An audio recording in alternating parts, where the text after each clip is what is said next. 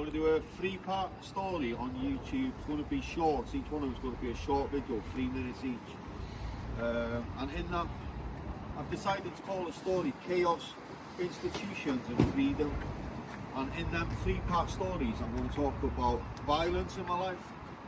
How, even though I was diagnosed with autism, I still won a world boxing title.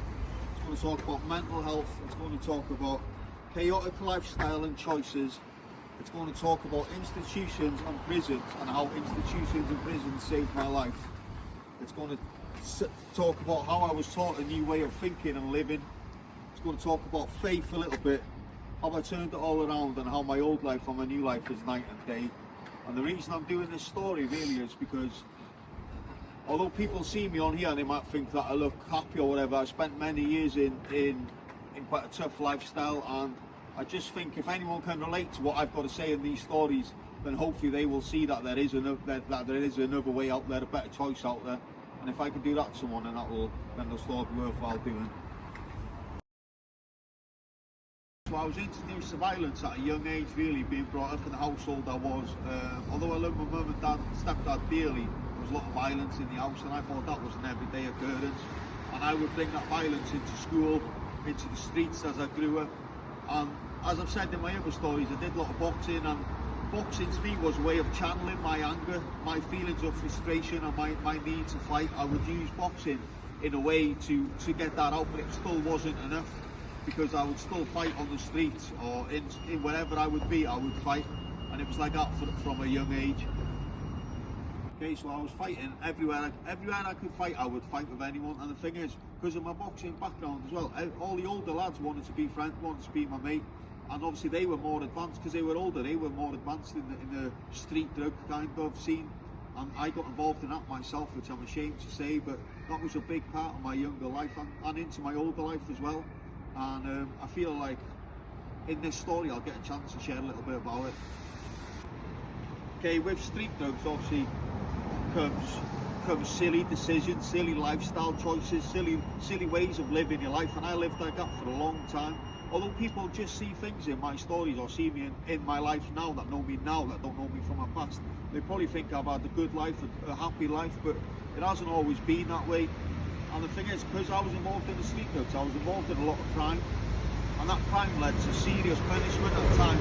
We'll talk about that a bit later on. Another thing I want to talk about is, so there was street drugs, there was crime, and there was women. Women, I could not get enough of women at one point in my life. Women were attracted to me because of my boxing background, because they thought they were protected by me.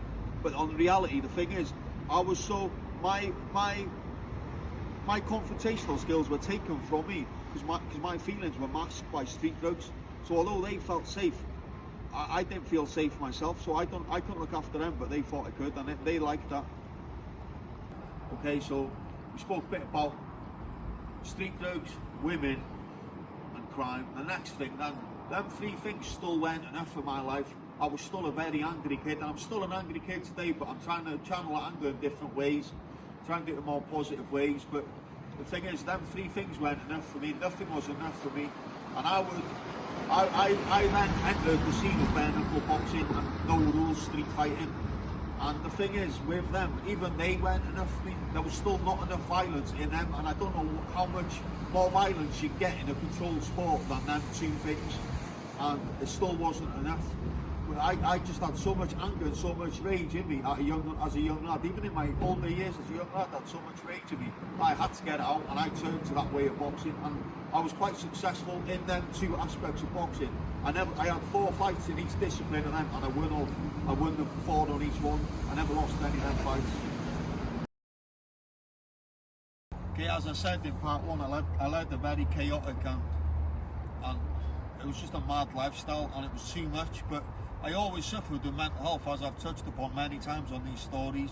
But because I was using them street drugs, because I was involved in that madness, my mental health multiplied by 1,000 at least.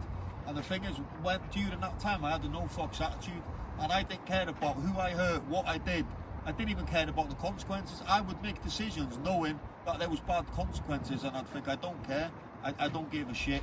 And the thing is, that mental health then got so extreme, as I've said in stories, I ended up in hospitals, in psych units, and some were in hospital psych units, others were in high secure psych units all over the country. I've been all over the country in these psych units, and sometimes it got a bit too much.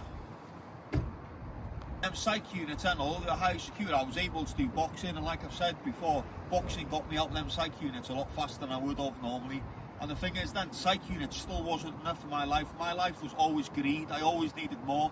And the thing is, this is sad to say, but them psych units turned into prisons, and I've spent many sentences in prisons. And the thing is, this is very sad to say, and I don't mean this to sound stupid, but when I landed in prison on that first night, every time on that induction week, I would think, thank fuck I've made it, I've survived what I've just lived. Because my life was so chaotic that it came to that when I got in prison I would thrive. Because I'm not bragging, I don't like prison and I don't recommend prison to anyone, but that's just the sad state that I was in at one time in my life. During my time in prison, sometimes I was on volatile wings. As prison is, that's prison life, it's a volatile environment. But I'm not saying this silly now to look hard, because I'm not saying that at all. What I'm saying is, I would make a volatile wing go silent when I started shadow boxing on that wing, and everyone was interested in my boxing, and that got me a lot of respect in jail. And it wasn't respect in a bad way, because I didn't get involved in no drugs in jail or nothing like that. It was just respect through my boxing. People loved my stories. I had pictures in my cell, and people would come in my cell to look at my pictures. But the only good thing that I took from prison, because prison is not the answer for anyone, it's a terrible world. The only good things I took from that was a handful of good friends, real people. But the only other good thing I took from that is what changed my life. And I was introduced to a man there, not by coincidence. He was put in front of me on purpose, and that man was David Harding.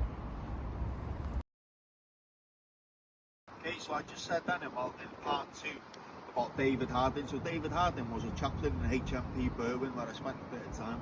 Now David Harding not only introduced me to faith, he also introduced me to new ways of thinking, new ways of living my life, give me new outlooks on life.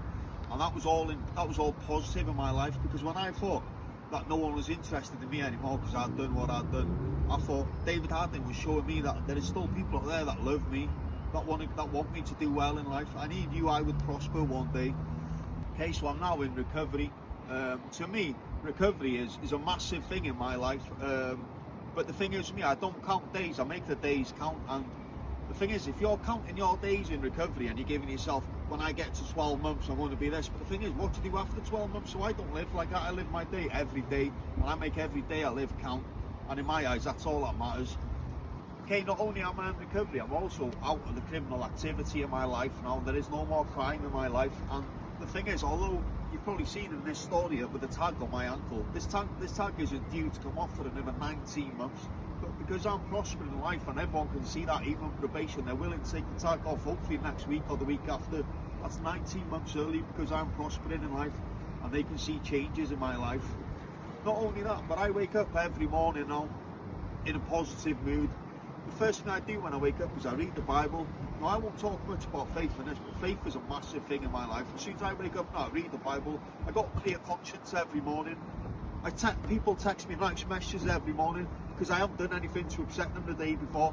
I've probably gone to bed that night saying that I love them, or saying positive things to them, because that's how I live my life now. So another thing in my life is gratitude. So I'm so grateful for everything in my life now. When I am prospering, people around me prosper. That's a thing you learn in the world I was in before. When you're miserable and you're living a miserable life, everyone around you is miserable because they're worried about you. But no one has to worry about me anymore. They can all go to bed at night safe, knowing that I am safe. And when I prosper, they prosper. And the thing is, I'm grateful that I have people in my life who care about me, and I care about them dearly.